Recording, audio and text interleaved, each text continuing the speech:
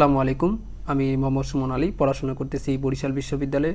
আশা করি তোমরা সকলে ভালো আছো। তোমাদের সকলকে স্বাগতম আজকে আমাদের এই লাইভে যুক্ত হওয়ার জন্য। আজকে মূলত আমরা আলোচনা করব বিশ্ববিদ্যালয়ে ভর্তি প্রস্তুতিমূলক একটি ক্লাস, অর্থাৎ বিশ্ববিদ্যালয়ে ভর্তি প্রস্তুতির সাধারণ জ্ঞান, জেনারেল নলেজ যে আছে তার উপর একটা ক্লাস। আজকের এই ক্লাসের মধ্যে আমরা বাংলাদেশে সাধারণ জ্ঞানের অংশের মধ্যে আমরা কিছু অংশ বিগত পর্বে যেটা আলোচনা করছিলাম তার কিছু অংশ বাদ ছিল। অর্থাৎ আমরা আজকে যে বাংলাদেশের বিষয়াবলীর মধ্যে মানে বাংলাদেশের অবস্থান, ভূপ্রকৃতি এই বিষয়গুলো আলোচনা করছিলাম। বিগত পর্বে কিছু বিষয় কিন্তু আলোচনা করা হয়েছিল, তো কিছু অংশ আমাদের বাদ ছিল। যে অংশগুলো বাদ দেওয়া হয়েছিল সেই অংশগুলো আজকে মূলত আমরা কভার করার চেষ্টা করব। তো তাহলে তোমরা আশা করি আজকের যে আমাদের লাইভটি এটি শেষ পর্যন্ত তোমরা দেখতে থাকবা। তো আমরা তাহলে আমাদের যে আজকের যে আলোচনা সেই আলোচনা তাহলে শুরু করি। দেখো, সর্বপ্রথম আমরা যে বিষয়টা সম্পর্কে জানবো সেটা হলো ছিটমহল। ছিটমহল বিষয়টা কি? দেখো, প্রথমে আমি দুঃখ প্রকাশ করছি যে বইটা একটু দাগানো বেশি হয়ে গেছে, তার জন্য এই জন্য অনেকটা দুঃখিত। আমরা এর পরবর্তীতে তোমাদের সুবিধার্থে আশা করি চেষ্টা করব স্লাইড বানানোর, মানে এই টপিকগুলো এখান থেকে যে যে ইম্পর্টেন্ট লাইনগুলো আছে, যে যে বিষয়গুলো আছে সেগুলোর উপর স্লাইড বানানো, যাতে স্লাইড দিয়ে তোমাদের পড়াইতে পারি। তো আমরা পরবর্তীতে এটা ট্রাই করার চেষ্টা করব তোমাদের সুবিধার্থে। দেখো, আবার তো আমরা এইভাবেই চালাবো যে বইয়ের থেকে আমরা এগুলো তথ্যগুলো কালেক্ট করে সেগুলো তোমাদের যেগুলো ইম্পর্টেন্ট জাস্ট ওইগুলো দেখানোর চেষ্টা করব। তো দেখো, ছিটমহল বিষয়টা কি? আর ক্লাসটা খুব ভালোভাবে দেখিও ভাই। কেন বলছি? কারণ আমি যেভাবে পড়াবো তোমরা এরকম পড়া খুব কম পাবা খুঁজে। কারণ আমি একবারে তোমার বই থেকে ধরে ধরে যেগুলো ইম্পর্টেন্ট, যেগুলো পরীক্ষায় বারবার আসছে সেগুলোই পড়াবো, এবং সেগুলো আসছে কি না তোমাকে প্রুফ সহ শেষে দেখাই দিব। যে বিগত সালে কোশ্চেনগুলো আসছে না, ওইগুলো থেকে একবারে প্রুফ সহ দেখাই দিব যে কমন আসছে কি না, আমি কি ভুল বলছি না মিথ্যা বলছি, তোমাকে প্রুফ সহ দেখাই দিব। বিগত কোশ্চেনগুলো তো আমি সলভ করাবো একটু পরেই, তো তোমরা সেখানে ইজিলি লক্ষ্য করতে পারবা। তো দেখো, তাহলে ওই জন্য বলছি খুব ভালো করে মনোযোগ সহকারে দেখো, অবহেলা করবা না। দেখো, ছিটমহল বিষয়টা কি? ছিটমহল বিষয়টা আগে বুঝি। দেখো, ছিটমহল হইল যে, আগে নর্মালভাবে বুঝো, ছিটমহল হইল যে ভারতের কিছু অঞ্চল আমাদের বাংলাদেশের মধ্যে রয়ে গেছে, তাদের কিছু অঞ্চল, আর বাংলাদেশের কিছু অঞ্চল তাদের ভারতের মধ্যে রয়ে গেছে। এই যে অঞ্চলগুলো রয়েছে, কিছু এলাকা বা অঞ্চল, সেই অঞ্চলটাকে মূলত ছিটমহল বলা হয়ে থাকে। মনে করো, কথার কথা তোমাদের ম্যাপ সহ একবার দেখাই। মনে করো এটা হলো ভারত, আর আমাদের এটা হলো কি বাংলাদেশ। এখন এই বাংলাদেশের কিছু ভূখণ্ড বা কিছু জমি এই ভারতের বিভিন্ন অঞ্চলে, এই যে এইরকম অঞ্চলগুলোতে রয়ে গেছে, মানে বাংলাদেশের জমি ভারতের অঞ্চলগুলোতে পড়ে গেছে দুর্ভাগ্যক্রমে। ঠিক তেমনিভাবে ভারতেরও কিছু জমি বা অংশ এই বাংলাদেশের বিভিন্ন অঞ্চলের মধ্যে পড়ে গেছে, বা আমরা পড়বে এরকমটা থাকবেই। কারণ যখন পরিমাপ করা হয় তখন এই বিষয়টা হয়, এটা যে মানে একবার পুরোপুরি এলাকাটাকে আলাদা করা যায় না, কিছু অংশ ওদের থেকেই যায়। তো এই জন্য এই কিছু যে অংশগুলো রয়েছে এক এক দেশের এক এক মানে এলাকার মধ্যে, এই অংশগুলোকে মূলত বলা হয় ছিটমহল। যেমন বাংলাদেশের যে কিছু অংশ ভারতের মধ্যে রয়েছে সেটা এবং ভারতের কিছু অংশ যে বাংলাদেশের মধ্যে রয়েছে, এই ছোট ছোট যে অঞ্চলগুলো, এই ছোট ছোট অঞ্চলগুলোকে মূলত ছিটমহল বলা হয়। আশা করি ছিটমহল বিষয়টা বুঝতে পারছো। তো এখানকার মধ্যে ছিটমহলের মধ্যে যে বিষয়গুলো তোমরা মাথায় রাখবা, দেখো, ছিটমহলের মধ্যে তোমাদের এই যে এইটা খুবই ইম্পর্ট্যান্ট, যে ভারত ও বাংলাদেশের সীমান্ত চুক্তি স্বাক্ষরিত হয় 1974 সালে 16ই মে। যদিও এখন এগুলো ইম্পর্ট্যান্ট হবে না, কিন্তু আগে এগুলো প্রচুর পরিমাণে ইম্পর্টেন্ট ছিল, তাও তোমরা পড়ে যাবা। কারণ এখন সরকার চেঞ্জ হচ্ছে, এই যে এর সাথে একটু রিলেটেড বিষয় আছে প্রাসঙ্গিক, এই জন্য তাও তোমরা একবার দুবার পড়ে যাবা। ভারত ও বাংলাদেশের সীমান্ত চুক্তি স্বাক্ষরিত হয় 1974 সালের 16ই মে। এটি মুজিব ইন্দিরা চুক্তি নামে পরিচিত। বাংলাদেশে ভারতের মধ্যকার ছিটমহল বিনিময় চুক্তি কার্যকর হয়, সেটা হলো 31শে জুলাই মধ্যরাতে, অর্থাৎ 1ই আগস্ট 2015 সালে, এই বিষয়টা। আর 1947 সালে সীমানা কমিশন যে নামে পরিচিত ছিল, এটা একটু খুব মাথায় রাখবে, সেটা হলো রেডক্লিফ কমিশন। কি সেটার নাম? Radcliffe commission. এই কথাগুলো একটু মাথায় রাখার চেষ্টা করবো। আমি কিন্তু সবগুলো দাগাই দিই নাই, যেগুলো ইম্পর্ট্যান্ট ওইগুলো দাগা যাওয়ার চেষ্টা করছি। আর এখানকার মধ্যে আরেকটা তথ্য মাথায় রাখবা, যে সবথেকে বেশি ছিটমহল রয়েছে কোথায়? বাংলাদেশে সবথেকে বেশি ছিটমহল রয়েছে লালমনিরহাট। কোথায়? লালমনিরহাটে সবচেয়ে বেশি ছিটমহল কোথায়? লালমনিরহাট। এটা মাথায় রাখবা। আর তারপর এটা হলো বাংলাদেশি ছিটমহল রয়েছে কতগুলা? বাংলাদেশের ছিটমহল রয়েছে, এই যে এটা তথ্যটা মাথায় রাখবা, 51টা। আর ভারতের ছিটমহল রয়েছে হলো 111টা। অর্থাৎ বাংলাদেশের ছিটমহল রয়েছে হলো 111টা, আর ভারতের ছিটমহল রয়েছে হলো 51টা। এই জিনিসটা একটু ভালোভাবে মাথায় রাখবা। তো দেখো, এরপরে আমরা যাই। দেখো, তোমাদের খুব সুন্দরভাবে বিষয়গুলো আলোচনা করার চেষ্টা করব। ভারতের ভেতরে বাংলাদেশের ছিটমহল, এই যে বিষয়টা একটু আগে আলোচনা করলাম সেই বিষয়টা এখানে বলা হয়েছে যে ভারতের ভিতরে বাংলাদেশের ছিটমহল কয়টা, 51টা। আর বাংলাদেশের ভেতরে ভারতের ছিটমহল কয়টা, ছিটমহল হলো 111টা। এই তথ্যগুলো মাথায় রাখবো। এবং বাংলাদেশ ভারতের মোট ছিটমহল সংখ্যা, তাহলে টোটাল কত হলো, 111 + 51 হলো 162। তোমাকে যে কোনোভাবে প্রশ্ন আসতে পারে, এখন যেভাবে আসুক তুমি যেন অ্যান্সার করতে পারো এইভাবে তোমাকে পড়ে যেতে হবে। তো এরপরে দেখো বাংলাদেশের বৃহত্তম ছিটমহল হলো, এটা মনে রাখবা, বাংলাদেশের বৃহত্তম ছিটমহলটির নাম কি, দহগ্রাম অঙ্গপতা, যেটা লালমনিরহাটে অবস্থিত রয়েছে। আর দহগ্রাম অঙ্গপতা ছিটমহল যার প্রবেশপথ হলো 3 বিঘা করিডোর। এগুলো মোটামুটি সবগুলো তথ্য ধারণা রেখে যাবা। এরপর দেখো দহগ্রাম অঙ্গপতা ছিটমহল এটা কোথায় অবস্থিত, যে এই জিনিসটা প্রবেশপথের কী রয়েছে না রয়েছে এই একটু তথ্য জানতে হবে তোমাকে এর বিষয়ে। দেখো দহগ্রাম অঙ্গপতা ছিটমহল এটি বাংলাদেশের সবচেয়ে বড় ছিটমহল। তাহলে বাংলাদেশের সবচেয়ে বড় ছিটমহল কোনটা, বাংলাদেশের সবচেয়ে বড় ছিটমহল হলো এই দহগ্রাম অঙ্গপতা, যার আয়তন, এটা দরকার না আয়তনটা, এটা জানবা যে বাংলাদেশের সবচেয়ে বড় ছিটমহল কোনটা, সেটা হলো দহগ্রাম অঙ্গপতা ছিটমহল। এবং এর অবস্থান হলো কোথায়, কুচবিহার, ভারত। এটা একটু মাথায় রাখো। আর এটা হলো বাংলাদেশের কোন উপজেলার অন্তর্গত, এটা একটু রাখবা মাথায়, যে বাংলাদেশে হলো পাটগ্রাম, লালমনিরহাট যে আছে সেই জেলার অন্তর্গত রয়েছে। এগুলো কিন্তু বোঝার বিষয় নয়, এগুলো তোমরা জানো যে দহগ্রাম অঙ্গপতা মানে এই ছিটমহল বিষয়টা তো আলোচনা করলাম। এগুলো বড় ছিটমহল, ছোট ছিটমহল, এগুলো মুখস্থের বিষয়। ওই জন্য তোমাদের জাস্ট আমি দাগাই দিচ্ছি বিষয়টা, যে কোনটা বেশি ইম্পর্টেন্ট কোনটা কম ইম্পর্টেন্ট। তা 3 বিঘা করিডোর কি, এই যে যাওয়া আসার জন্য মূলত একটা রাস্তা, এই যে আছে না, এই যে রাস্তাটা এখানে কিন্তু একটা রাস্তা রয়েছে, মানে ছিটমহলগুলোতে যাওয়ার জন্য একটা সরু রাস্তা রয়েছে, এটাকে মূলত 3 বিঘা করিডোর বলা হচ্ছে। এখানে এই যে দহগ্রাম অঙ্গপতা আছে না, এই যে এখানে যাওয়ার জন্য মূলত এই যে এই দিক দিয়ে একটা রাস্তা রয়েছে, এই রাস্তাটাকে মূলত 3 বিঘা করিডোর বলা হয়ে থাকে, যেটা বাংলাদেশের কোথায়, লালমনিরহাট পাটগ্রাম উপজেলার সীমান্তে অবস্থিত। কোথায়, বাংলাদেশ এবং লালমনিরহাট পাটগ্রাম উপজেলায়, এই যে বাংলাদেশ লালমনিরহাট পাটগ্রাম উপজেলা অবস্থিত। এটা একটু মাথায় রাখিও। আর এখানকার মধ্যে দরকার নাই ইনফরমেশন, এগুলা যেগুলো শুধু দরকার আমি তোমাদের কিন্তু ওইগুলোই জাস্ট দাগিয়ে দিচ্ছি, সবগুলো কিন্তু পরীক্ষার জন্য দরকার নাই। আগেই বলছি যেগুলো ইম্পর্ট্যান্ট, যেগুলো থেকে বারবার পরীক্ষায় প্রশ্ন আসছে আমি জাস্ট ওইগুলোই তোমাদের বলে দেবো, তোমরা সুন্দরভাবে ওইগুলো দাগিয়ে নিবা। দেখো বাংলাদেশ ভারতের সীমান্ত চুক্তি অনুযায়ী বেরুবাই বদলে স্থানটি লাভ করে 3 বিঘা করিডোর, দরকার নাই, খুলে দেওয়া হয়। এটা একটু মনে রাখিও, হালকা করে একটা ধারণা রাখিও এটা, যে ভারত কবে বাংলাদেশের জন্য 3 বিঘা করিডোর খুলে দেয়, 26শে জানুয়ারি 1992 সালে। 3 বিঘা করিডোর কোন নদীর, এটা একটু মনে রাখবে, 3 বিঘা করিডোর কোন নদীর তীরে, সেটা হলো তিস্তা নদীর তীরে অবস্থিত। এরপর হলো সীমান্তবর্তী জেলা, এটা একবার জাস্ট একবার পড়ি, এগুলো মুখস্থ করতে বলবো না, যে সীমান্তবর্তী যে অবস্থানগুলো, যে কুড়িগ্রামে কোন রয়েছে, রৌমারি, তারপর বইমারি, লালমনিরহাটে কোনগুলি রয়েছে সেটা হলো বুড়িমারি, তারপর সিলেটে কী তামাবিল, নায়াগ্রাম, পাদুয়া, এরকম যে বিভিন্ন ধরনের জায়গাগুলো আছে না, এগুলো জাস্ট রিডিং দিবা। কী দিবা, রিডিং, জাস্ট রিডিং, শুধু রিডিং দিবা, এগুলো মুখস্থ করার দরকার নেই, কারণ মুখস্থ করতে গেলে তোমার মাথায় থাকবে না, এগুলো জাস্ট রিডিং দিবা। তো দেখো এরপরে বাংলাদেশের সমুদ্র বিজয়ের বিষয়টা কীরকম, দেখো তোমাদের একটা এখানে এই যে ছক আকারে দেওয়া হয়েছে, একটা সুন্দর করে ছক দিছি, দেখো এটা দেখলেই বুঝবা যে সমুদ্র বিজয় বিষয়টা একবার এখানে ক্লিয়ারভাবে সব কিছু দেওয়া হয়েছে। মানে যদিও হাতের লেখা একটু বুঝতে অসুবিধা হবে, আমি বলে দিচ্ছি, তোমার সাথে সাথে টুকে নিবা। দেখো বাংলাদেশ মানে এখান পর্যন্ত তোমার খুব সুন্দরভাবে দেখো, এখান পর্যন্ত যে অংশটা রয়েছে, এই যে এখান পর্যন্ত তোমার দেখো, এই যে এখান পর্যন্ত এটা হলো তোমার বাংলাদেশ, মানে বাংলাদেশ এখান পর্যন্ত শেষ। আমাদের যে স্থলভাগে যে ভূখণ্ডটা রয়েছে, মানে স্থল যে জায়গাটা রয়েছে আমরা যেখানে বসবাস করতেছি, এই জায়গাটা মূলত এখান থেকে শেষ। এখন এর পরবর্তীতে যতটুকু আছে সবটুকু হলো আমাদের কি, পানি, সমুদ্র, যেটাকে আমরা বঙ্গোপসাগর বলতেছি।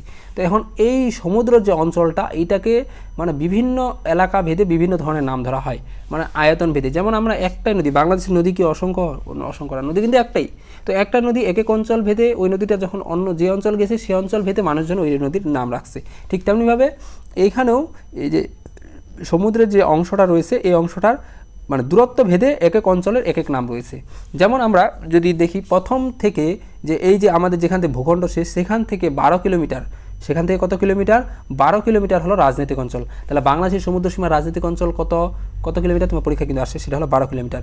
এখান থেকে দুইটা তথ্য সবচেয়ে বেশি আছে, সেটা হলো রাজনৈতিক সমুদ্র সীমা কত, সেটা হলো 12, আর একটা আসলে অর্থনৈতিক কত, অর্থনৈতিক 200। বাকিগুলো আসে না খুব একটা, তো বাকিগুলো তোমাকে পড়ে রাখতে হবে, বলা যাবে না এখন আসলো আর না আসলে তো নাই, পড়ে রাখতে হবে। এরপর হলো 12 মিটার সংলগ্ন রয়েছে, এরপর হলো 12 নটিক্যাল মাইল আরও সংলগ্ন রয়েছে। এরপর হলো আমরা দেখতে পাই যে অর্থনৈতিক সমুদ্র সীমা 200 নটিক্যাল মাইল, এরপর হলো মহিষ সমান হলো 350 রয়েছে।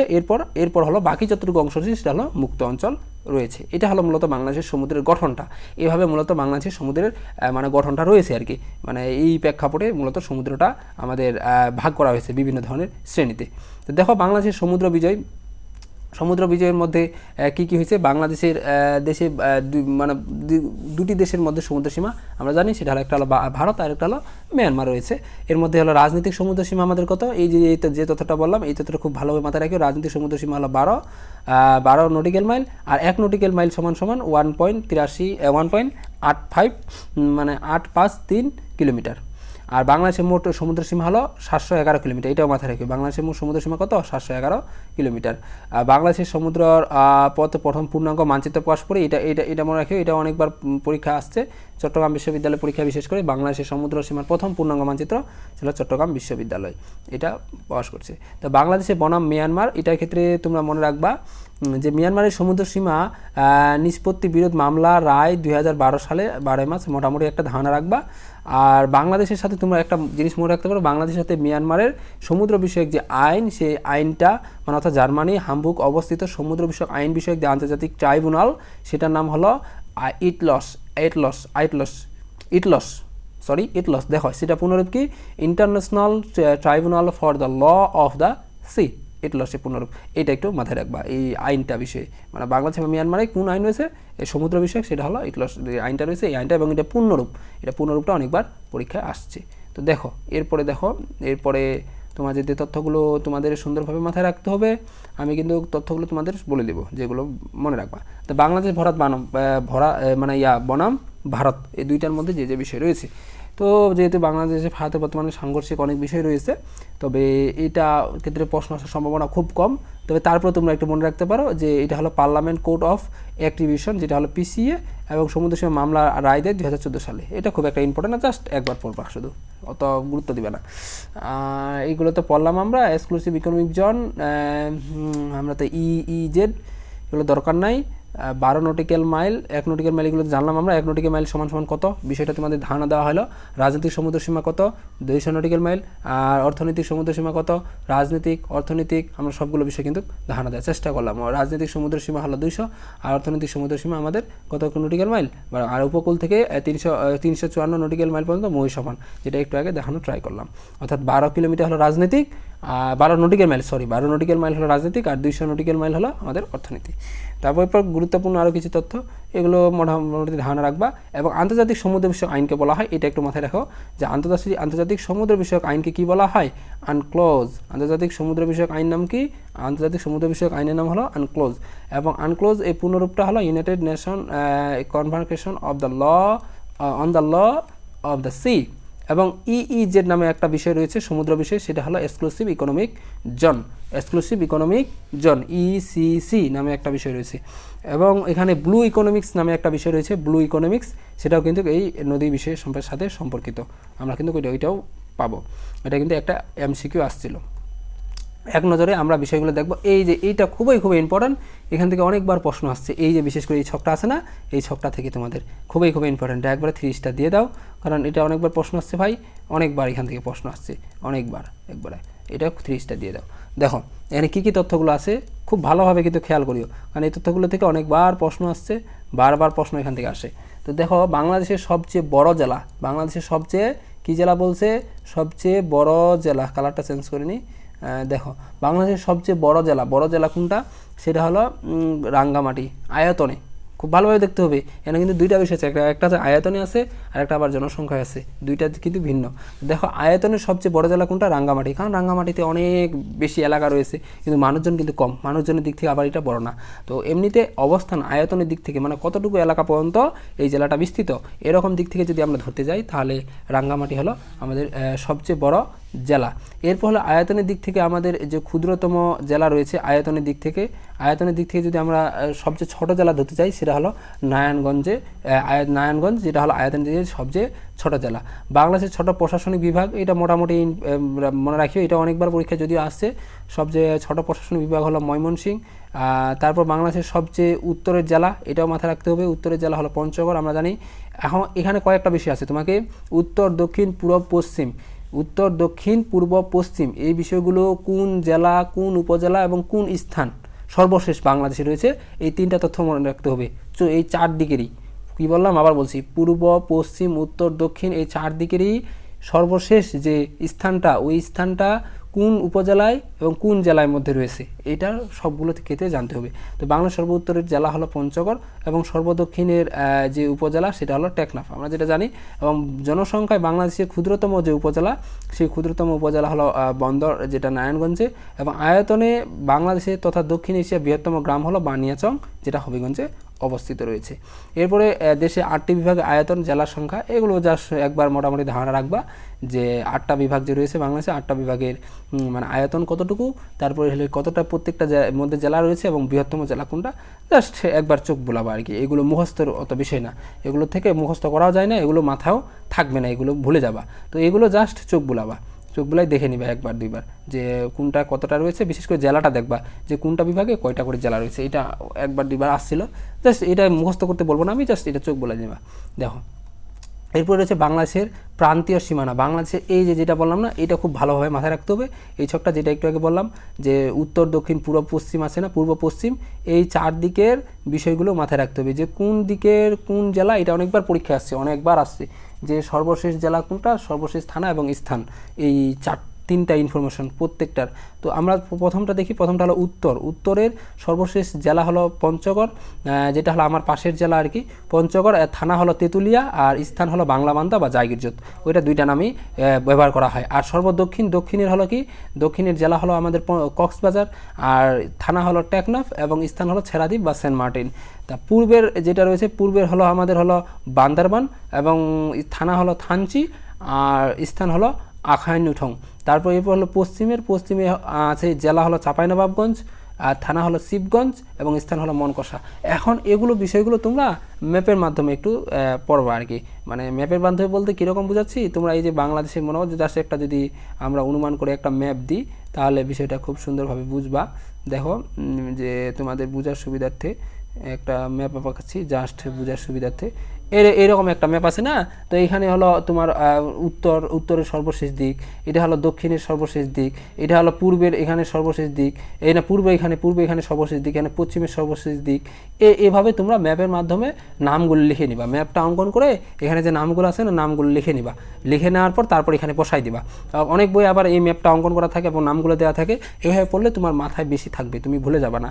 আর যদি তুমি এভাবে এমনিতে পড়ো না, ভুলে যাবা। তোমরা এই ম্যাপটাই অঙ্কন করে ম্যাপটায় সুন্দরভাবে এই তথ্যগুলো লিখে তারপরে পড়বা, তাহলে দেখবা ভুলার সম্ভাবনা খুবই কম থাকে, নাহলে কিন্তু তুমি ভুলে যাবা। তো দেখো জনসংখ্যায় বাংলাদেশের ছোট বড় এবং হিসাবটা আমরা দেখব। এটা অনেকবার এটাও আসছে প্রশ্ন, এগুলো কিন্তু কনফিউশন রিলেটেড আবার প্রশ্নগুলো যেগুলো আসবে যে জনসংখ্যায় কোনটা বড়, আয়তনে কোনটা বড়, জনসংখ্যায় কোনটা ছোট, আয়তনে কোনটা ছোট, এই বিষয়গুলো কিন্তু একটু এলোমেলো। আমাদের সময়ও কিন্তু এখান থেকে প্রশ্ন আসছিল। তো জনসংখ্যায় বাংলাদেশের ছোট বড় বিভিন্ন ধরনের হিসাবগুলো দেখো। বাংলাদেশের যদি জনসংখ্যায় বলি, জনসংখ্যা বিভাগের সবচেয়ে ছোট বিভাগ যদি জনসংখ্যায় ধরি, কিসে জনসংখ্যায়, খুব ভালোভাবে দেখতে হবে। জনসংখ্যায় সবচেয়ে ছোট আমাদের যে বিভাগ রয়েছে সেটা হলো বরিশাল, আর সবচেয়ে বড় বিভাগ হলো আমাদের জনসংখ্যায় সবচেয়ে বড় হলো ঢাকা। আর জেলার মধ্যে সবচেয়ে ছোট জেলা হলো বান্দরবান এবং সবচেয়ে বড় জেলা হলো ঢাকা, দুইটাই ঢাকা হবে। আর থানার মধ্যে আমরা জানি সবচেয়ে ছোট থানা জনসংখ্যা হলো বিমানবন্দর ঢাকা এবং বড় হলো গাজীপুর সদর। প্রথম কার দুইটা হলো বেশি ইম্পর্টেন্ট বিভাগ এবং জেলা। আর এটার চেয়ে আবার আয়তনে বাংলাদেশের জনসংখ্যা ছোট বড় এইটা পরীক্ষায় বেশি আসে, এই জনসংখ্যার চেয়ে আয়তনটা পরীক্ষা একটু বেশি আসছে। তবে তোমাকে দুইটাই পড়তে হবে, যেগুলো বেশি ইম্পর্টেন্ট আমি কিন্তু মার্ক করে দিই, তোমাদের বলে দিই ওইটার মধ্যে কোনটা বেশি ইম্পর্টেন্ট কোনটা কম ইম্পর্টেন্ট, তোমরা সেই হিসাবে গুরুত্ব সহকারে পড়বা। দেখো আয়তনে বাংলাদেশের ছোট বড় যেমন বিভাগ, যদি আয়তনের সবচেয়ে ছোট বিভাগের নাম কি, ছোট বিভাগের নাম হলো ময়মনসিংহ। সবচেয়ে বড় বিভাগ হলো চট্টগ্রাম। জেলা হলো আয়তনের সবচেয়ে ছোট জেলা কোনটা, নারায়ণগঞ্জ এবং সবচেয়ে বড় জেলা হলো রাঙ্গামাটি। থানা হলো সবচেয়ে ছোট হলো ওয়ারি ঢাকা এবং আমাদের সবচেয়ে বড় হলো শ্যামনগর সাতক্ষীরা। এই ছিল মূলত হলো আমাদের আয়তন এবং জনসংখ্যায় ছোট বড় হিসাব। এটা কিন্তু পরীক্ষায় অনেকবার আসছে ভাই, তোমাকে বারবার বলতেছি এটা পরীক্ষায় তোমাকে ভালোভাবে পড়তে হবে, কারণ এগুলো পরীক্ষায় কনফিউশন অনেকটা সৃষ্টি করে। এখন এগুলো যেগুলো কনফিউশন হবে এগুলো তাহলে কি আমরা পড়বো না, না পড়বো, কিন্তু এগুলো পড়ার নিয়ম আছে। কীভাবে পড়বো, এগুলো তোমাকে পড়তে হবে লিখে লিখে। তুমি মনে করো একটা টপিক পড়লা, মনে থাকতেছে না, ওইটা লিখে তুমি কী করবা, ওইটা লিখে আবার পড়বা লিখবা, এভাবে তুমি ট্রাই করবা। তো তাহলে দেখবা যে তোমার ইজিলি সেই জিনিসটা মাথায় থাকতেছে, তো নতুবা কিন্তু তোমার মাথায় থাকবে না। তো বাংলাদেশে ভূমিরূপ ও ভৌগোলিক প্রক্রিয়া এই বিষয়টা একটু দেখব, যে বাংলাদেশে ভূমিরূপটা ভৌগোলিক প্রক্রিয়াটা কীরকম, এখানকার মাটিগুলো কীরকম, এগুলো খুব একটা দরকার নাই। তারপর দেখি তোমাদের যেগুলো ইম্পর্ট্যান্ট ইনফরমেশন আমি জাস্ট ওইগুলো তোমাদের দাগাই দেব, সবগুলো আমি কিন্তু তোমাদের দাগাই দেব না। দেখো যেগুলো পরীক্ষার জন্য শুধু জাস্ট দরকার। তো বাংলাদেশের মাটির প্রধান উপাদান হলো 4টা, এটা দরকার নাই খুব একটা। হিউমাস এটা দরকার নাই। হোয়াইট ক্লে ময়মনসিংহ বিভাগের নেত্রকোনা জেলায় বিজয়পুর, এটা একটু মনে রাখিও। এটা যে হোয়াইট ক্লে ময়মনসিংহ বিভাগের নেত্রকোনা জেলায় বিজয়পুরে সাদা উষ্ণ মাটি পাওয়া গেছে। সম্প্রতি জিওলজিক্যাল সার্ভে অনুযায়ী দিনাজপুর জেলায় লোহার খনি পাওয়া গেছে। কৃষিকাজের সবচেয়ে উপযোগী মাটি হলো দোআঁশ মাটি, যেগুলো দেখা যাচ্ছে ওইটা মনে রাখবে। কৃষিকাজের সবচেয়ে উপযোগী মাটি হলো দোআঁশ মাটি। চরবহুল জেলা হলো, এটা মনে রাখিও, চরবহুল জেলা হলো ভোলা, অপর নাম হলো শাহবাজপুর দ্বীপ। আর হ্রদের এইটা মনে রাখিও। তারপর হ্রদের জন্য বিখ্যাত জেলা হলো রাঙ্গামাটি, এটা মনে রাখিও, এটা অনেকবার পরীক্ষায় আসছে। তো এরপর বাংলাদেশের এইটা একটু মনে রাখিও, এই যে আমাদের যে অঞ্চল, আমি যে অঞ্চল থেকে আসছি আর কি, বাংলাদেশে কোন জেলা সমুদ্র সমতল থেকে সবচেয়ে উঁচুতে রয়েছে, সেটা হলো দিনাজপুর, সেটা হলো 37.50 উপরে রয়েছে।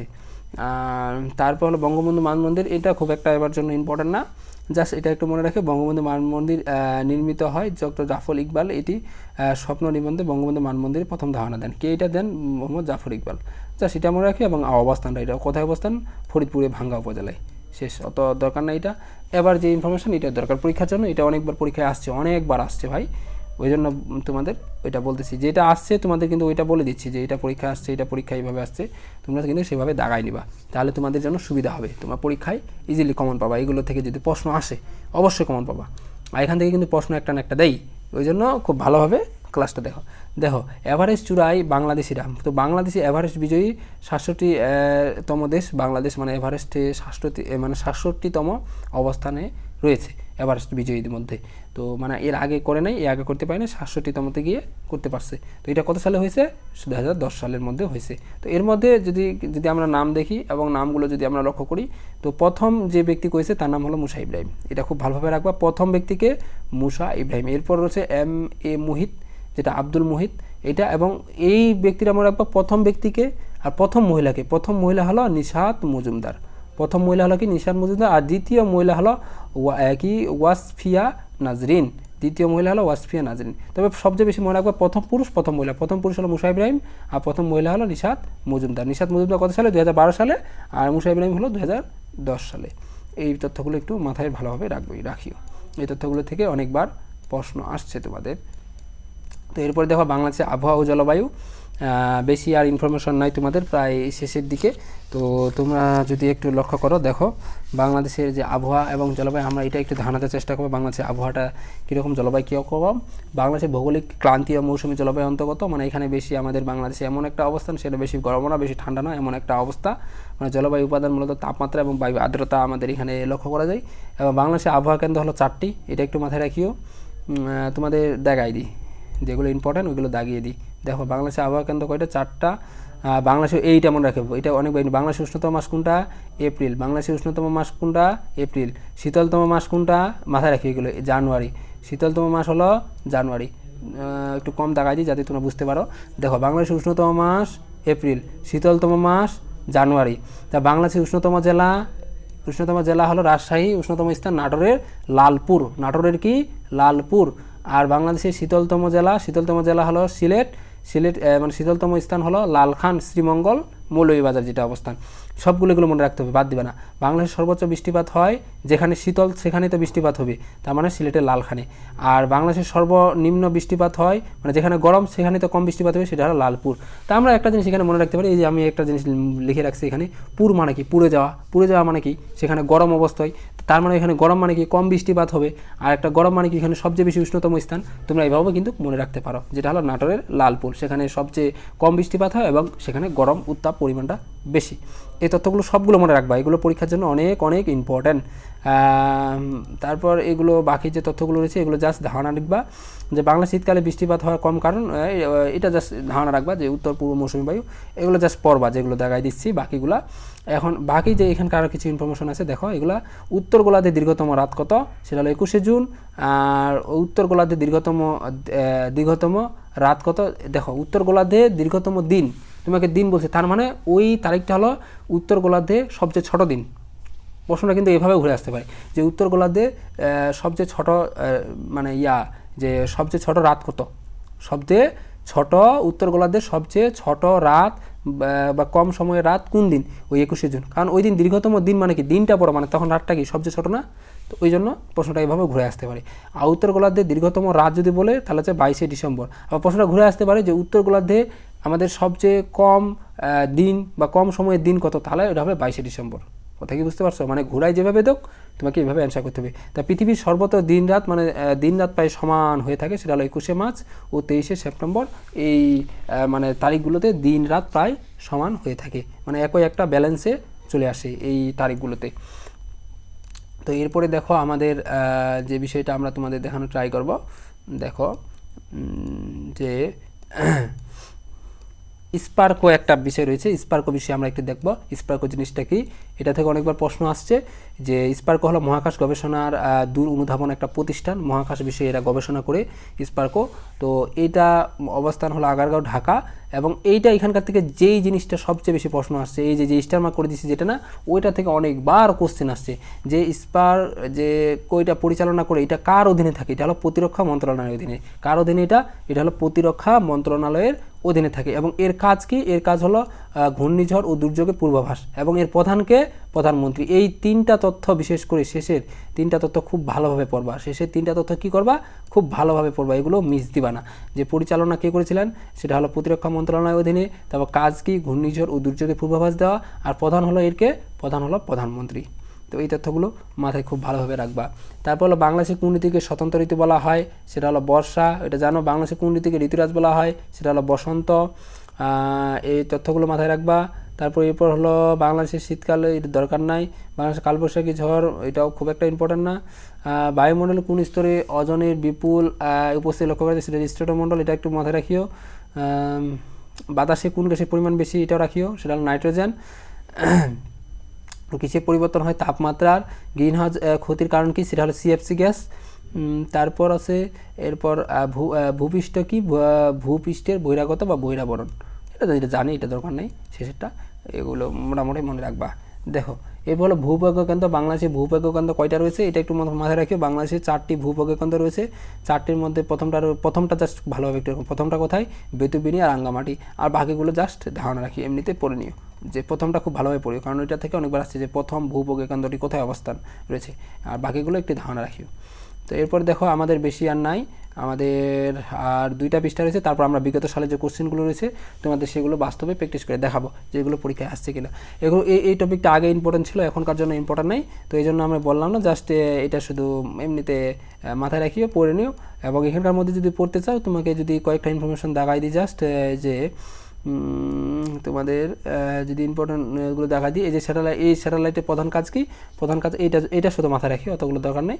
যে টিভি স্যাটেলাইটের সেবা নিশ্চিত করা, এটা হলো টিভি স্যাটেলাইট সেবা নিশ্চিত করা। তারপর এরপরে হলো সুন্দরবন। সুন্দরবন সম্পর্কে একটু তথ্য জানতে হবে আমাদের। বাংলাদেশের সর্বদক্ষিণে যে বন, পৃথিবীর বৃহত্তম ম্যানগ্রোভ বন হলো কি, সুন্দরবন। পৃথিবীর বৃহত্তম কি, ম্যানগ্রোভ বন হলো আমাদের এই সুন্দরবন। এবং সুন্দরবন কত সালে ইউনেস্কো, এটা খুবই ইম্পর্টেন্ট, খুবই ইম্পর্টেন্ট, এটা একবারে খুবই ইম্পর্টেন্ট বলছি ভাই, দাগাই নয়, এটা পরীক্ষা অনেকবার আসছে। বাংলাদেশে সুন্দরবনকে 1997 সালে 6 ডিসেম্বর ইউনেস্কো কর্তৃক বিশ্ব ঐতিহ্যে 798তম অংশ হিসাবে ঘোষণা করা হয়। তবে প্রচলিত তথ্য অনুযায়ী 552তম, তবে এটাই হবে যে 798তম হিসাবে ধরা হয়। এটা ভুল, এটা আসলে এটা ভুল, এটা ধরা বাদ দাও, এটা লাগবে না। তো 1997 সালে কত, 6 ডিসেম্বর ইউনেস্কো বাংলাদেশের 3টা জিনিসকে কিন্তু ইউনেস্কো এই যে বিশ্ব ঐতিহ্যের যে অংশ হিসাবে সেটা কিন্তু নিয়েছে, ইউনেস্কো কর্তৃক বিশ্ব ঐতিহ্যের অংশ হিসাবে নিয়েছে। যেমন 60 গম্বুজ মসজিদ নিয়েছে, তারপর হলো সুন্দরবন সুন্দরবনকে নিয়েছে, এরকম বিষয়গুলো কিন্তু আমরা দেখতে পাবো। আর পরবর্তীতে কিন্তু এগুলো আলোচনা করবো তোমাদের একবারে ডিটেলসে, বাংলাদেশের কী কী দর্শনীয় স্থান, তারপর হলো কী কী স্বনামধন্য বিভিন্ন ধরনের স্থাপনাগুলো রয়েছে, বিভিন্ন ধরনের ভাস্কর্য, সবগুলো বিষয় কিন্তু আলোচনা করা হবে। তোমরা জাস্ট আমাদের সাথে থাকবা, আমরা তোমাদের একবারে ফ্রিলি সবগুলো বিশ্ববিদ্যালয়ে ভর্তি প্রস্তুতির সব টপিক ওভারঅল কভার করে দিব, কোনো কিছু বাদ রাখবো না। তোমরা জাস্ট আমাদের পাশে থাকো, আমরা তোমাদের জন্য অনেক প্ল্যান করছি, অনেক কিছু নিয়ে আসবো। তো সুন্দরবনের প্রধান যে টাইডাল বন সেটা হলো কি সুন্দরবন, ওই জন্য কিন্তু ওই নাম করা হয়েছে মানে সুন্দরবন। এখানকার যে প্রধান যে গাছ, সেই গাছের নাম হলো সুন্দরী, সেই সুন্দরী থেকে এই বনের নাম করা হয়েছে সুন্দরবন। তো দেখো এরপরে আমাদের যে বিষয়টা রয়েছে তোমাদের যদি দেখানোর ট্রাই করি, দেখো সুন্দরবনের মোট আয়তন, এটা একটু মাথায় রাখো, এটা অনেকবার পরীক্ষা আসছে, আমাদের সময় এখান থেকে পরীক্ষা ছিল রাজশাহী বিশ্ববিদ্যালয়ে, তোমরা দেখবা এখান থেকে একটা প্রশ্ন আসছিল যে সুন্দরবনের মোট আয়তন কত, এটা মাথায় রাখবা, সেটা হলো 10,000 বর্গ কিলোমিটার। বাংলাদেশে রয়েছে 6,017 বর্গ কিলোমিটার, বাংলাদেশের আন্ডারে রয়েছে। আর সুন্দরবনে বাংলাদেশের মোট কয়টি জেলা, সেটা হলো 3টি জেলা, বর্তমানে খুলনা, বাগেরহাট ও সাতক্ষীরা। তবে বাংলাদেশের টোটাল 5টা জেলার মধ্যে এই আমাদের যে এইটা রয়েছে, এই যে সুন্দরবন, সেটা 5টা জেলা, সাতক্ষীরা, খুলনা, বাগেরহাট, পটুয়াখালী, বরগুনা, এই 5টা জেলার মধ্যে আমরা কিন্তু এই সুন্দরবনটা লক্ষ্য করতে পারি। তো এটা কিন্তু প্রশ্নটা আসছিল পরীক্ষায় যে কয়টা জেলার মধ্যে সুন্দরবন রয়েছে। সুন্দরবন বাংলাদেশে ভারতের সীমানা নির্ধারণ করেছে কোন নদীটি, সেটা হলো হারিয়াভাঙ্গা। এখানকার মধ্যে যদি ইম্পর্টেন্ট তথ্যগুলো যায়, যে দর্শনীয় স্থান হলো হিরন পয়েন্ট ও টাইগার পয়েন্ট কোথায় অবস্থিত, সেটা হলো সুন্দরবনে, এটা একটু রাখিও মনে। তারপর হলো সুন্দরবনে বাঘ গণনা যে কোন পদ্ধতিতে করা হয়, সেটা হলো ক্যামেরা বা পাগমাক পদ্ধতি, এটা মাথায় রাখিও। তো সুন্দরবনে এইটা একটু মনে রাখি ভালোভাবে, সুন্দরবনে মধু সংগ্রহকারীদের বলা হয় মোয়ালি, আর সুন্দরবনে যারা গোলপাতা সংগ্রহ করে তাদেরকে বলা হয় বাওয়ালি। যারা মধু, সেটা হলো থেকে মধু, আর থেকে হলো মাওয়ালি, আর যারা হলো সুন্দর গোলপাতা, সেটা হলো বাওয়ালি। এভাবে মনে রাখতে পারো, তোমাদের ইচ্ছা। আমি এভাবে মনে রাখছিলাম টেকনিকটা, যে মধু বারণ করতে গেলে প্রথমে মো আসে, আর মোয়ালি বারণ করতে মো আসে, তার মানে মধুর সাথে মোয়ালি সম্পর্ক। আর সুন্দরবনে যারা গোলপাতা, সেটা হলো বাওয়ালি। ইজিলি কিন্তু এইভাবে তোমরা মনে রাখতে পারো। তারপর হলো সুন্দরবনে বনজ সম্পদগুলোর মধ্যে এগুলো রয়েছে, যে দিয়াশালার কাঠ তৈরিতে হলো গেওয়া, তারপর হলো গৃহ বৈদ্যুতিক বিভিন্ন খুঁটি আসবাবপত্র তৈরিতে হলো শাল, পেন্সিল তৈরিতে হলো ধুন্দল ও শিমুল। এগুলো জাস্ট রিডিং দিবা একবার দিবার, শেষ। এ ছিল মূলত আমাদের যে বাংলাদেশের যে অংশ, বাংলাদেশ বিষয়াবলীর মধ্যে আমরা যে টপিকটা আলোচনা করতে চাইছিলাম, বাংলাদেশের পরিচিতি, অর্থাৎ বাংলাদেশের ভূপ্রকৃতি, অবস্থান এবং জলবায়ু, তা পরিপূর্ণভাবে আমাদের শেষ করা হলো।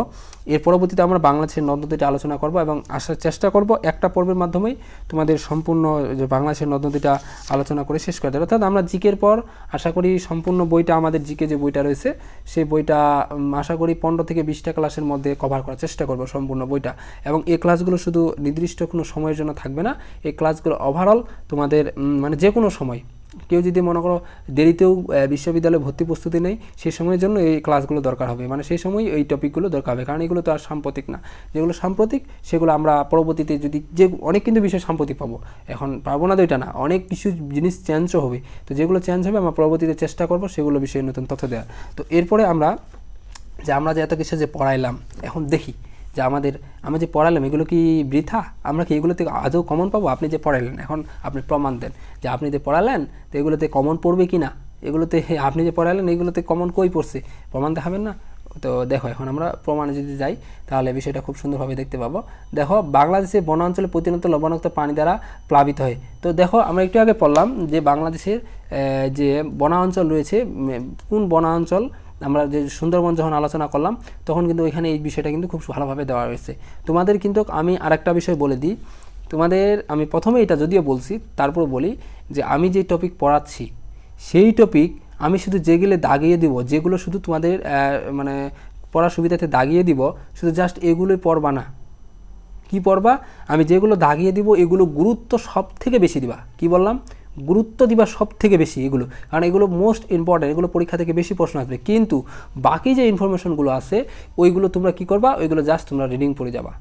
এখন কেউ ভুল করে এটা কাজ করি না, জাস্ট আমি যেগুলো দাগে দিচ্ছি ওইগুলো পড়লা, বাকিগুলো পড়লা না, তাহলে কিন্তু মারা খেয়ে যাবা, তাহলে কিন্তু তোমার সমস্যা হয়ে যাবে, তুমি পরীক্ষা অ্যান্সার করতে আসতে পারবে না। যেমন এই বিষয়টা, যেমন কোন বনাঞ্চলে প্রতিনিয়ত লবণাক্ত পানি দ্বারা প্লাবিত হয়, তো আমরা এটা কি জানি, এটা কিন্তু সবাই জানি যে আমাদের ম্যানগ্রোভ বনটা কিন্তু প্লাবিত হয়, এটা নর্মাল প্রশ্ন। এখন সুন্দরবন যে পড়ছে সে কিন্তু এই জিনিসটা ভালোভাবে, কারণ এখানে ইজিলিভাবে দেওয়া আছে যে সুন্দরবন নোনা পানিতে জন্মেছে, এখানে বিভিন্ন ধরনের গাছগুলো জন্মায়। এই ছিল মূলত হলো বিষয়। তো বাংলাদেশের কোথায় ফ্লাস্টেশনকালীন সোপানসমূহ দেখা যায়? তো দেখো এখন টার্সিয়ারি যুগে প্রায়সমূহ আমরা আলোচনা করছি, ফ্লাস্টেশনকালীন সোপানসমূহ আলোচনা করছি। তো এখন ওইখানে যখন আলোচনা করছিলাম তখন একবারে খুব সুন্দরভাবে তোমাদের একবারে ম্যাপ সহ দেখাই দিছি, কিন্তু ওইটা কুমিল্লার যে অংশগুলো আছে না, সেই অংশগুলোর মধ্যে কিছু অংশ যেগুলো হলো ফ্লাস্টেশনকালীন সোপানসমূহের মধ্যে রয়েছে, তোমাদের কিন্তু এগুলো সব দেখাইছে, যেটা হবে কুমিল্লা উত্তর হবে। তারপরে এরপরে যদি আমরা দেখি যে সোয়াচ অফ নো গ্রাউন্ড, এটা যদি দেখি সোয়াচ অফ নো গ্রাউন্ড কি, এটা একবার সরাসরি আসছে একবারে একটা যে সবচেয়ে বড় একটা যে খাত যেটা সাবমেরিন ক্যানন বলা হয়, সেটা হলো এই সোয়াচ অফ নো গ্রাউন্ড, এটা কিন্তু একবারে সরাসরি আসছে। তো আমরা যদি এটা বিসিএসে গেল, যদি আমরা বিশ্ববিদ্যালয় কোশ্চেনগুলো দেখি, বিসিএসগুলো বাদ দিই, কারণ বিসিএস তো আমাদের না, আর বিসিএসের প্রশ্ন কিন্তু তোমাকে কভার করতে হবে। আর একটা বিষয় তোমাদের বলে দিই, তুমি বিশ্ববিদ্যালয়ে ভর্তি প্রস্তুতি দিচ্ছে তার মানে তুমি শুধু বিশ্ববিদ্যালয়ে ভর্তি প্রস্তুতি কোশ্চেন সলভ করবা, এটা কিন্তু কখনোই নয়। তুমি কি করবা, তুমি বিভিন্ন ধরনের বিসিএস পরীক্ষার কোশ্চেনগুলা সবগুলো শেষ করতে হবে, তোমাকে বিভিন্ন চাকরির পরীক্ষার কোশ্চেন সব ওভারঅল সবগুলো পড়তে হবে, তবেই কিন্তু তুমি ভালো কিছু করতে পারবা। তুমি যদি এগুলো না সলভ করো, না পড়ো, তাহলে কিন্তু তোমার সমস্যা হয়ে যাবে। সমস্যা বলতে কি, তুমি কিন্তু উত্তর করতে পারবা না কিন্তু বিষয়টা, কারণ যে প্র্যাকটিস করবে সেই কিন্তু দিন শেষে পারবে। এখন যদি তুমি প্র্যাকটিস না করো তাহলে কিন্তু তুমি কিন্তু পারবা না, যে প্র্যাকটিস করছে সেই কিন্তু উত্তর করতে পারবে। তো দেখো এরপরে যেটা রয়েছে তোমাদের, দেখো বাংলাদেশের আবহাওয়া অধিদপ্তর, একটু আগে বললাম কোন মন্ত্রণালয় অধীনে বলো তো, আবহাওয়া অধিদপ্তর একটু আগে পড়ালাম না, কোন মন্ত্রণালয়, সেটা হলো প্রতিরক্ষা। একটু আগে কিন্তু তোমাদের দেখালাম এই যে প্রতিরক্ষা হয়ে গেছে, যেটি জলবায়ু নিয়ামক নয়। তো এখন এই জলবায়ু আমরা কিন্তু যখন পড়ালাম তখন কিন্তু এই বিষয়গুলো দেখাচ্ছে যে জলবায়ু নিয়ামক কোনগুলা, জলবায়ু কোনগুলো বিষয়ের উপর নির্ভরশীল। নিয়ামক মানে হলো যে বিষয়গুলোর উপর জলবায়ু নির্ভরশীল। দেখো জলবায়ু কোন বিষয়গুলো নির্ভরশীল, তাপমাত্রার উপর নির্ভরশীল না, এটা কিন্তু একটা কমন সেন্সের বিষয়। তাপমাত্রা পর জলবায়ুটা নির্ভর করতেছে না, তাপমাত্রা বাড়লে একটা প্রভাব পড়তেছে, বায়ুর উপরও প্রভাব পড়তেছে জলবায়ুটা, মানে একটা অঞ্চলের জলবায়ু কীরকম হবে, আর্দ্রতারও। কিন্তু ভূমিক্ষয়ের সাথে জলবায়ু কী সম্পর্ক? তোমার ভূমিক্ষয় হোক তাতে জলবায়ু কোনো সম্পর্ক হয়েছে? ভূমিক্ষয় হলে তোমার মাটির ভূমিরূপটা প্রকৃতি হবে, কিন্তু ওইটা কি জলবায়ুটা চেঞ্জ করবে? তোমার মনে করো এলাকায় মনে করো একটা পাহাড় কাটা হলো, পাহাড়টা মনে করো ধসে পড়ে গেল, তার মানে কি সেখানকার জলবায়ুটা চেঞ্জ হবে? অবশ্যই না। সেখানকার যদি মনে করো বাতাসটা চেঞ্জ হইতো, তাপমাত্রাটা বৃদ্ধি পাইতো, কম পাইতো, বায়ুর পরিমাণটা যদি আগের চেয়ে বেড়ে যেত, তাহলে তোমার একটা জলবায়ু ক্ষেত্রে চেঞ্জ আসতে পারে, কিন্তু ভূমিক্ষয়ের ক্ষেত্রে সাথে আসবে না। এই হলো বিষয়। তারপর নিচে কোনটি বনটি সর্ববৃহৎ? আমরা জানি বাংলাদেশের মধ্যে কোন বৃহৎ, সুন্দরবন সবচেয়ে বড় বন। বাংলাদেশের উত্তরে কোনটার অবস্থান জানি? আমরা জানি বাংলাদেশের উত্তরে, ম্যাপটা তোমার দেখালাম না, ম্যাপে বাংলাদেশের উত্তরে সর্বশেষ কোন অংশটা রয়েছে, সেটা হলো মেঘালয়। তোমাদের কিন্তু সবগুলো এগুলো দেখাইছি, কিন্তু মানে সব যেটাই দেখবে না কেন সবগুলো তোমাদের কিন্তু মানে কি আর বলবো, এই যে ওইখান থেকে সবগুলো কমন আসছে। যদি আমরা এই যে জাহাঙ্গীরনগরে দেখি, দেখো আয়তনে বাংলাদেশের ক্ষুদ্রতম জেলা কোনটি? তোমাকে একটু দেখালাম আয়তনের সবচেয়ে ক্ষুদ্রতম জেলা কোনটা, সেটা হলো নারায়ণগঞ্জ। তারপর এটা দেখো বাংলাদেশের সাথে আন্তর্জাতিক সীমানা রয়েছে কয়টি দেশ, একটু আগে দেখালাম, সেটা 2টি দেশ। বাংলার সমতল ভূমি গঠিত হয় কোন এলাকা নিয়ে, কোন এলাকা নিয়ে সমতল ভূমি? এটা সব যখন ভাই আলোচনা করছি তোমাদের একটা বিষয়ে দেখায় না এরকম হয় না, এগুলো সবগুলো বিষয় তোমাদের, তুমি যদি দেখো পর্বটা প্রথম পর্বে এগুলো আলোচনা করছিলাম, এগুলো সবগুলো ধরে ধরে আলোচনা করছি, মানে একটাও নতুন কোনো জিনিস নেই। তুমি যদি লক্ষ্য করো সবগুলো বিষয় এগুলো আলোচনা করা হয়েছে, তুমি পর্বগুলো জাস্ট মিলাই নাও, মিলালেই তোমরা দেখতে পারবা। আমি যে মানে কোনো ফাউ জিনিস পড়াচ্ছি এরকমটা না, তোমরা যদি একটু মিলাও তাহলে সবগুলো বিষয় যতগুলো পড়াইছি আমি সবগুলো মানে কমন পাবা, এখান থেকে হুবহু কমন পাবা একবারে, যেগুলো আছে ওইগুলো থেকেই প্রায় 90% মতো তোমরা কমন পাবা। তারপর রাজশাহী বিশ্ববিদ্যালয় যদি ধরে ভারত ও বাংলাদেশে ছিটমহল বিনিময় কার্যকর কত সালে? এটা তোমাদের দেখায় নাই, একটু আগে যে দেখালাম যে কত সালে এটা চুক্তি স্বাক্ষরিত হয়, 2015 সালে। তা বাংলাদেশে কৃত্রিম বঙ্গবন্ধু কত এটা মানে মহাকাশযান উৎপাদন করা হয়, এটাও কিন্তু ওই যখন বঙ্গবন্ধু এখানে কিন্তু আলোচনা করা হয়েছে, ফ্যালকন 9 যেটা। তা বাংলাদেশের সর্বপ্রথম ডিজিটাল জেলা কোনটা? আলোচনা করি নাই একবার, এখানে তো তোমাদের দেখাই দিলাম ডিজিটাল জেলা কোনটা, যশোরটা। তারপর হলো মিয়ানমারের সাথে বাংলাদেশের সীমান্ত কত, এগুলো সব কিন্তু তোমাদের পড়াইছি, 271 কিলোমিটার। মানে মোট কথা হলো তুমি যেইটাই দেখবা ভাই, যেই টপিকে দেখো না কেন, তুমি সবগুলো টপিকেই ওভারঅল তুমি মানে দেখবা যে আমি পড়াইছি, কোনো কিছু স্কিপ রাখি নাই। চট্টগ্রাম বিশ্ববিদ্যালয়ে যদি ধরতে যাও, দেখো 1 নটিক্যাল মাইল সমান কত মিটার, ওইখানে ছিল কিলোমিটার, যা এখন তোমাকে কিলোমিটারটাকে মিটারে প্রকাশ করতে হবে, মিটারে প্রকাশ করলে তোমার হয়ে গেল 1252 মিটার। শেষ। বাংলাদেশে গড় বৃষ্টিপাত কত কিলোমিটার, সেটা হলো আমরা এই পড়ছি, কিন্তু এটা 2300 এখানে দেওয়া রয়েছে। তারপর হলো বাংলাদেশ সমুদ্র সীমা প্রথম পূর্ণাঙ্গ মানচিত্রকে পড়াইলাম একটু আগে, চট্টগ্রাম বিশ্ববিদ্যালয়। তো এক্সক্লুসিভ ইকোনমিক জোন কত? ইকোনমিক জোন জানি আমরা 200। সমুদ্র সীমা নিয়ে বাংলাদেশে সংঘ বিধান রয়েছে কোন দেশে? ভারত আর মায়ানমার, এই 2টা দেশের মধ্যেই তো রয়েছে, আর তো নাই। এই যে তোমরা মানে মোট কথা আমি এটাই বলতে চাচ্ছি ভাই, আমি যা পড়াইছি, যে ভালোভাবে পড়ছে, আমার কথাগুলো গুরুত্ব দিছে, ভালোভাবে বুঝতে, কারণ ভাই আমি নিজে পাবলিক বিশ্ববিদ্যালয় স্টুডেন্ট, আমার একটা অভিজ্ঞতা আছে, এক্সপিরিয়েন্স আছে, তোমাদের সাথে আমি সেটা শেয়ার করি। এখন ফ্রি জিনিসে কেউ গুরুত্ব দেয় না, এটা আমিও বুঝি। এখন যারা গুরুত্ব দিবে তারাই লাভবান হবে, দিন শেষে তারাই ভালো কিছু একটা করবে। তো আশা করি তোমরা যারা শেষ পর্যন্ত ছিল অনেকটা উপকার হবে তোমাদের, তোমরা অনেকটা হেল্প হবে তোমাদের এই ক্লাসগুলো। তো আজকে আমরা এখানে শেষ করতেছি, পরবর্তী ক্লাসে আমরা জিকের বাংলাদেশের যে নদ নদী বিভিন্ন ধরনের সেগুলো নিয়ে আলোচনা করব। তো ততক্ষণ পর্যন্ত সবাই ভালো থাকো, সুস্থ থাকো, দেখা হচ্ছে তোমাদের সাথে পরবর্তী পর্বে। আসসালামু আলাইকুম।